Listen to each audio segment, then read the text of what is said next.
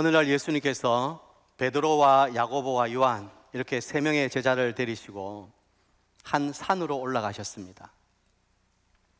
거기서 우리 주님이 이상한 모습으로, 이상하다는 좀 그렇고 아주 황홀한 모습으로 변화가 되십니다. 옷은 하얀 순백색이 되어서 광채가 납니다. 그리고 얼굴은 너무 빛나서 감히 눈을 들어서 볼 수 없을 정도로 해같이 빛나는 거죠. 그리고 그때 모세와 엘리야가 나타났습니다. 이 두 사람이 예수님과 함께 이야기를 주고받습니다. 제자들은 이 광경을 보고 깜짝 놀랐죠. 베드로는 이 광경에 취해서는 여기가 좋사오니 여기에 초막셋을 지읍시다. 하나는 주를 위하여, 또 하나는 모세를 위하여, 하나는 엘리야를 위하여, 그렇게 소리를 칩니다. 그런데 갑자기 구름이 다가오더니 구름이 그들을 덮었죠. 그리고 그 구름 속에서 하나님의 음성이 들립니다. 이는 내 사랑하는 아들이니 너희는 그의 말을 들으라. 정말 놀라운 광경이죠. 제자들은 지금 신비한 체험을 하고 있는 것입니다. 이 모습은 예수님께서 죽으시고 부활하실 것을 미리 알려주시는 거죠. 부활 이후에 주님의 그 영광스러운 모습을 미리 제자들에게 보여주시고 제자들로 깨닫게 해주시는 것이죠. 자, 오늘 우리는 이 말씀을 보면서 이 변화산에서 일어났던 일들에서 주님이 오늘 우리에게 주시고자 하는 교훈이 무엇인지를 한번 살펴보겠습니다. 첫 번째, 예수님은 구약을 넘어 신약의 문을 여시는 주인공이라는 사실입니다. 받아합니다. 예수님은 신약의 문을 여시는 주인공이십니다. 오늘 4절을 보면 모세와 엘리야가 예수님과 더불어 이야기를 나누고 있다고 했죠. 모세는 어떤 사람이고 엘리야는 어떤 사람입니까? 우리는 다 알고 있습니다. 모세는 율법을 대표하는 사람이죠. 하나님은 모세에게 십계명, 율법을 주셨습니다. 그래서 유대인들은 모세를 자기들의 조상이라고 생각하죠. 그리고 모세는 그가 이런 예언을 했습니다. 내가 죽으면 내 뒤에 나와 같은 선지자가 일어나게 될 것이다. 신명기 18장 15절을 보면 내 하나님 여호와께서 너희 가운데 내 형제 중에서 너를 위하여 나와 같은 선지자 하나를 일으키시리니 너희는 그의 말을 들을지어다. 그러므로 본문에서 모세의 출현은 이 신명기 18장 15절에 모세가 예언한 것처럼 모세 다음에 일어날 위대한 선지자, 즉 하나님의 일을 알리는 하나님의 사람을 가리키는 것이죠. 더 구체적으로 말하면 모세는 예수 그리스도가 예언했던 오실 그 선지자다, 그것을 보여주고 있는 것입니다. 또 엘리야라고 했죠. 엘리야는 위대한 선지자를 대표합니다. 선지자는 하나님 나라를 선포하고 또 그것을 위해서 사람을 준비시키는 것이죠. 그러기에 이 엘리야의 출현은 바로 엘리야가 예수님을 향해서 하나님 나라를 가져오는 그 선지자, 그토록 선지자들이 예언했던 그분이십니다 하는 것을 증명하고 있는 것입니다. 자, 어렵습니까?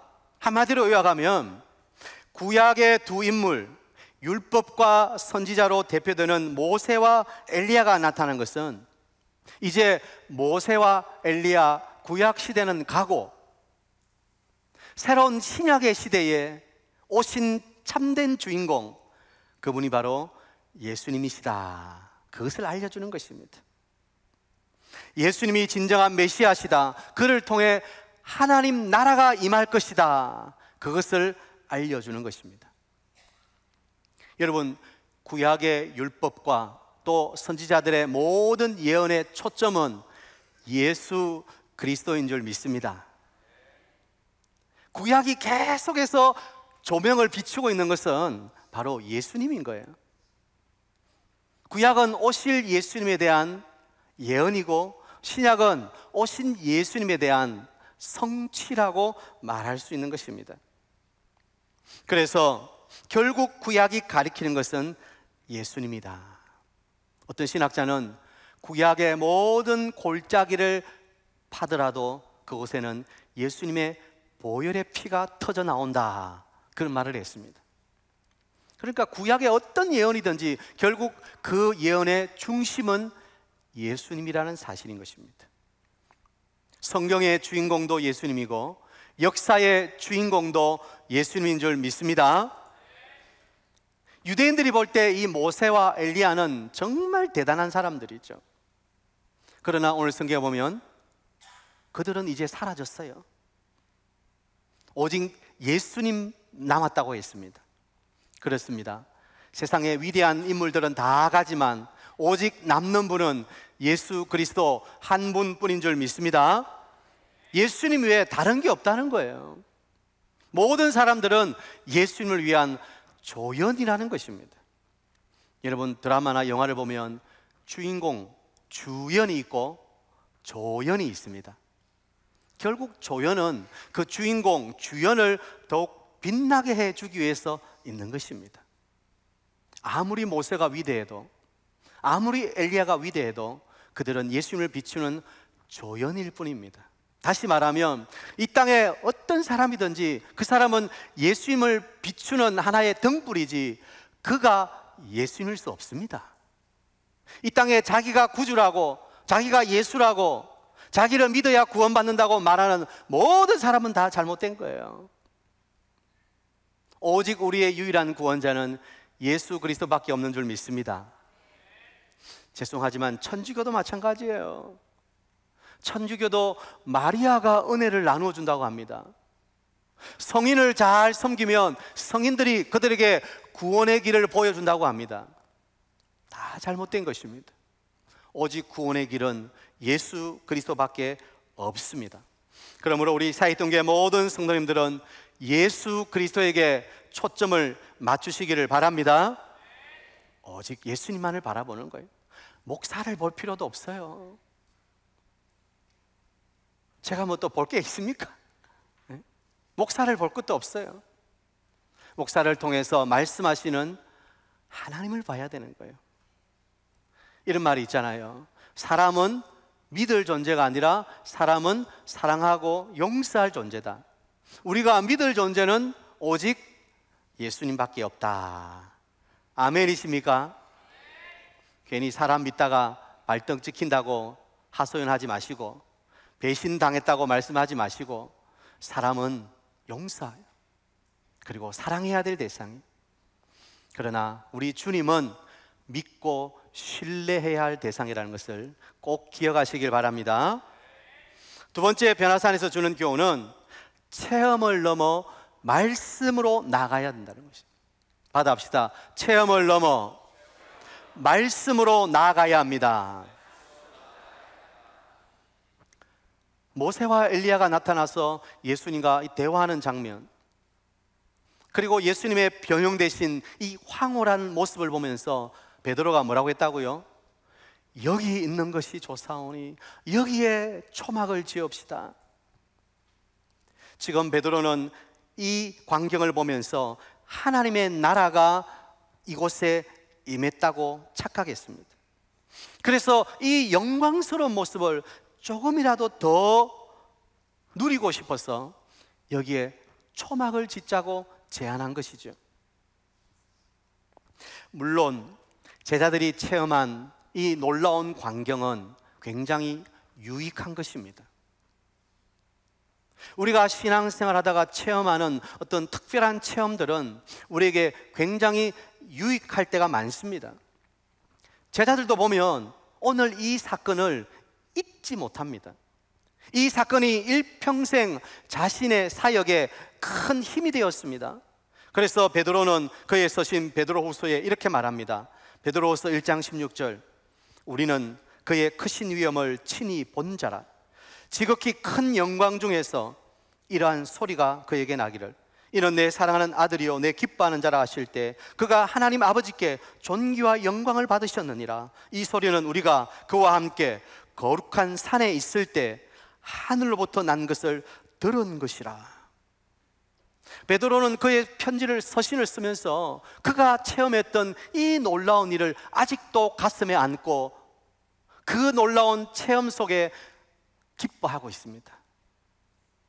여러분, 우리가 신앙생활 하다가 어떤 놀라운 체험을 하면 그것이 우리가 힘들고 어려울 때 우리를 다시 일으킬 수 있는 용기가 되죠. 위로가 되죠. 그래서 체험은 필요한 것입니다. 여러분에게 이런 체험이 있습니까? 기도할 때 우리는 황홀한 체험을 합니다. 말씀을 듣다가 불같은 은혜가 임하는 것을 체험해요. 그래서 말씀 듣다가 회개가 터지기도 합니다.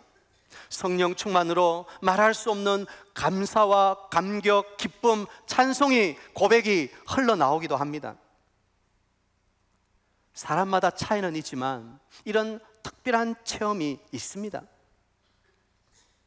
여러분도 있지요?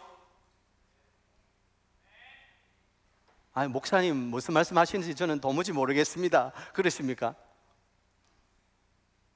신앙생활 하면 저마다 그런 하나님과 나만이 아는 그런 신비한 체험이 있다고요. 저는 여러분에게 이런 체험이 있게 되기를 축복합니다.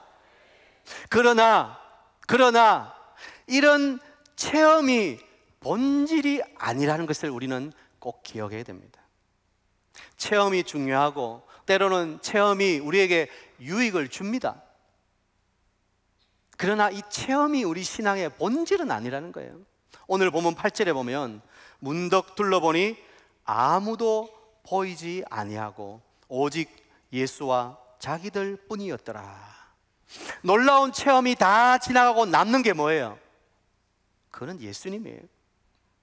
체험이 필요하고 체험도 중요하지만 결국 체험을 통해서 우리가 가져야 되는 것은 예수 그리스도를 끝까지 바라보는 것이다. 결국 체험이라고 하는 것은 예수님만 붙들기 위해서, 예수님만으로 충만하기 위해서 필요한 것인 줄 믿습니다. 체험 자체가 목적이 아니라는 거예요. 성경에 나타난 모든 기적, 우리가 이적이라고도 하는데, 이런 모든 놀라운 신비한 일들은 주님이 누구신가를 드러내는 것이지 그 자체가 목적이 아니라는 거예요. 우리는 이것을 통해서 내가 바라보고 믿는 예수님이 어떤 분이신가, 그것을 본질적으로 깨달아야 된다는 것입니다. 간혹 체험에 굶주려서 체험을 쫓아다니는 분이 있습니다. 그래서 어느 기도원에 어느 강사가 기도하면 사람이 쓰러진다더라. 그러면 사람들이 우르르 몰려갑니다. 왜 쓰러지는지도 모르고 그냥 쓰러집니다. 옆 사람이 쓰러지니까 그냥 자기도 가만히 있으면 안 될 것 같으니까 등달아 자기도 막 쓰러져요. 체험이 중요하지만 여러분, 그 체험 전부가, 또는 신비한 일 전부가 성령의 역사라고 말할 수는 없습니다. 사단도 천사로 가장할 때가 있습니다. 그러므로 우리는 그 체험을 통해서 진정 그 속에 담겨진 의미를 보아야 하고, 그리고 궁극적으로 예수 그리스도 앞으로 나아가는 디딤돌이 되어야 되는 거예요. 자, 오늘 이 변화산에서 이런 놀라운 체험을 하고 나서 그 다음에 어떤 일이 벌어지죠? 구름이 와서 그들을 덮어버립니다. 그리고 구름 속에서 하나님의 음성이 들립니다. 이는 내 사랑하는 아들이니 너희는 그의 말을 들으라. 지금 체험에 사로잡혀 있을 때가 아니라 지금은 하나님 말씀을 들을 때라는 것입니다. 아멘입니까? 우리는 자꾸 체험에 사로잡혀 있고 싶어 해요. 체험을 따라갑니다. 눈에 보이는 신비한 현상에 현혹되기가 쉽습니다. 그러나 진짜 중요한 것은 말씀이라는 것입니다. 하나님의 말씀을 듣는 것입니다. 성경에 귀를 기울이는 것입니다. 체험도 귀한 일이지만 체험이 말씀보다 더 위에 있어서는 안 된다는 것입니다. 사랑하는 여러분, 말씀에 귀 기울이는 일이 가장 중요하고 가장 우선되는 일임을 믿으시기 바랍니다. 말씀을 따라가면 결국 남는 것이 무엇입니까? 예수 그리스도가 남는 것입니다. 왜냐하면 결국 말씀은 예수 그리스도를 가리키기 때문입니다. 하나님의 말씀은 철저하게 예수 그리스도에게 초점이 맞춰져 있기 때문입니다. 저는 사익동교회 모든 성도님들이 놀라운 체험을 하는 것도 좋지만 그 체험을 넘어 말씀 앞으로 나가고 말씀을 온전하게 붙드는 여러분 되시기를 축복합니다. 베드로전서 1장 23절을 보면 너희가 거듭난 것은 썩어질 씨로 된 것이 아니요 썩지 아니할 씨로 된 것이니 살아있고 항상 있는 하나님의 말씀으로 되었느니라. 24절 같이 합니다. 시작. 풀은 마르고 꽃은 떨어지되 오직 주의 말씀은 세세토록 있도다. 할렐루야. 세상의 것은 다 지나가는 거예요. 세상의 영광은 다 떨어지는 거예요. 내가 믿었던 사람도 언젠가는 끝날 때가 오는 거예요. 그러나 하나님의 말씀은 영원하다는 거예요. 저는 여러분이 그 영원한 하나님 말씀 앞으로 나아가시게 되길 축복합니다. 세 번째 변화산에서 주는 교훈은 우리는 변화산이 아니라 우리의 삶의 현장으로 나아가야 한다는 것입니다. 자, 받아합니다. 변화산이 아니라 삶의 현장으로 나아가야 합니다. 베드로가 주님께서 영광스럽게 변화되신 것을 보면서 주님, 여기가 좋습니다. 그냥 여기 삽시다. 그런 말을 했다고 했죠. 너무 좋으니까 이곳에 살고 싶다는 거예요. 산을 내려가면 골치 아픈 일이 기다리고 있습니다. 산을 내려가면 또 상처받게 되고 또 아픔을 경험하게 되고 또 아웅다웅 싸우게 되고, 우리가 살아가는 세상이란 정말 눈물 없이 상처 없이는 살아갈 수 없는, 그러니까 그런 곳에 사는 것보다 여기 있는 게 좋다는 거예요. 우리가 교회 학교 수련회 영상을 보았습니다만 수련회 가서 은혜 받으면 어때요? 집에 가기 싫어져요. 그냥 계속해서 여기서 말씀 듣고 찬양하고 기도하고 친구들과 함께 이렇게 함께 하면서 여기 계속 있고 싶어요. 집에 가기가 싫어져요. 지금 베드로도 똑같은 거예요. 여기가 너무 좋으니까 그 삶의 현장으로 내려가기 싫다는 거예요. 그러나 그럴 수 없는 거죠. 예수님은 베드로를 붙잡고 다시 산으로 내려가십니다. 왜요? 감당해야 될 사명이 있기 때문에.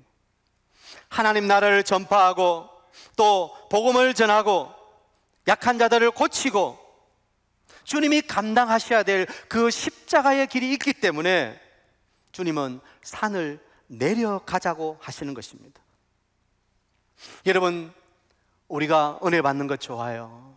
그러나 그 은혜 받는 곳에 계속 머물 수는 없는 거예요.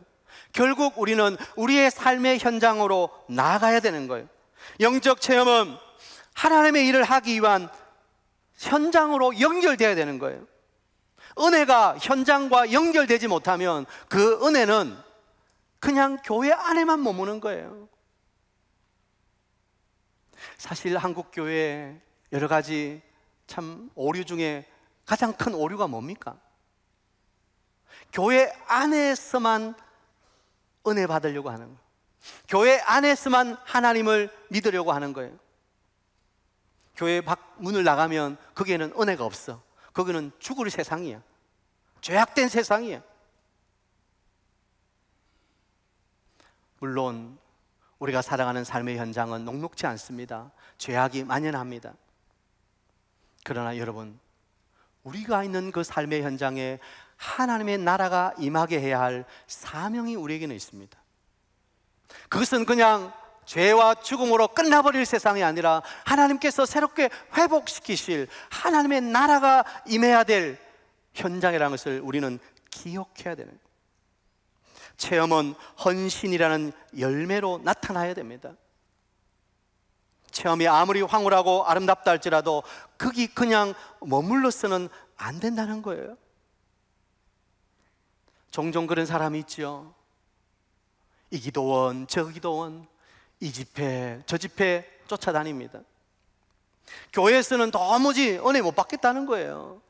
좀 기도원 이런 데 가서 막 흔들어야 은혜가 있지. 교회는 너무 조용하다는. 물론 우리가 한 번씩 기도원 가서 우리의 삶을 돌아오며 좀 뜨겁게 기도할 필요가 있습니다. 그래서 저도 교육자들과 함께 한 번씩 여기 위에 금정산에 있는 가난 수양관 갑니다. 가서 산기도도 하고 그렇게 합니다. 그러나 여러분, 결국 우리가 살아내야 할 곳은 오늘 우리의 직장과 우리의 학교와 우리의 가정과 우리의 삶의 현장이라는 사실이에요. 오늘 주일 주신 은혜는 또 한 주간 내가 내 삶의 현장에서 예수 제자로 살아내기 위한 은혜의 원천이 돼야 되지, 그것으로 끝나버리면 안 되는 거예요. 좋다, 은혜 받았다, 찬송 너무 좋다, 그리고 교회 안에 은혜로 끝나버리면 안 되는 거예요. 그 은혜는 내 삶의 현장으로 연결되어야 되는 것입니다. 더 열심히 살아가기 위해서, 더 열심히 봉사하고 더 열심히 복음으로 헌신하기 위해서 우리는 오늘 은혜가 필요한 것입니다. 그러므로 여러분, 교회에만 머물러서는 안 되는 것입니다. 우리의 삶의 현장으로 나아가야 하는 것입니다. 우리의 삶의 현장은 내가 살아내야 할 나의 선교지인 줄 믿습니다. 여러분, 그 삶의 현장을 외면해서는 안 되는 거예요. 그게 주님의 부르심이 있는 거예요. 그 부르신 곳에서 내가 예배자로서 그곳에서 예배하는 사람이 되어야 되는 거예요. 오늘 주일 예배도 중요하지요. 그러나 내 삶의 현장에서 삶의 예배자로 살아가는 나의 모습은 더 중요하다는 사실입니다. 여러분, 삶의 현장에 어떤 어려움들이 있습니까? 정말 말로 할 수 없는 고난이 있을 수도 있습니다. 그렇다고 회피할 수 있는 게 아니잖아요. 우리는 그 삶의 현장을 뚫고 지나가야 할 믿음의 용사들입니다. 그곳이 아무리 어둠으로 가득 차 있다 할지라도 빛 대신 주님과 함께 그 어둠을 몰아내고 그 어둠을 빛으로 변화시킬 하나님의 사명을 가진 하나님의 사람들입니다. 여기에 머물러 있어서는 안 되는 거예요. 체험에 머물러 있어서는 안 되는 거예요. 교회 안에만 머물러 있어서는 안 되는 거예요. 여러분의 삶의 자리로 나아가야 하는 것입니다. 이제 새로운 한 주간이 시작됩니다. 또 새로운 8월 달이 시작됩니다. 여러분은 여러분의 삶의 자리에서 어떻게 살아내시겠습니까? 오늘 받은 은혜들이, 오늘 기도한 그 기도의 은혜가 여러분의 삶의 현장에서 믿음으로 작동하게 되기를 축복합니다. 찬송가 442장 저 장미꽃 위에 있으리라는 찬양 3절에 보면 이런 가사가 있죠.